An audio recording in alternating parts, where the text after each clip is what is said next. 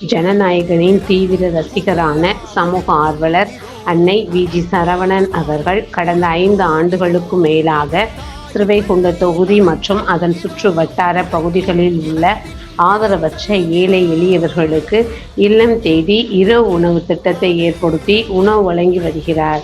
இந்நிலையில் தமிழக வெற்றிக் கழகத்தின் ஐம்பெரும் கொள்கை தலைவர்களுள் ஒருவரான சமூக ஆர்வலர் அஞ்சலையம்மாளை கொள்கை தலைவராக அறிவித்ததன் ஈர்ப்பால் தமிழக வெற்றிக் கழகத்துடன் இணைந்து தமிழக வெற்றிக் கழக தலைவர் தளபதி திரு விஜய் அவர்களின் ஆசையுடன் கழக பொதுச் செயலாளர் ருஷி என். ஆனந்த் அவர்களின் வழிகாட்டுதலின்படியும் மதிய உணவு மற்றும் இரவு உணவு திட்டத்தை ஏற்படுத்தி உணவு வழங்கி வருகிறார்.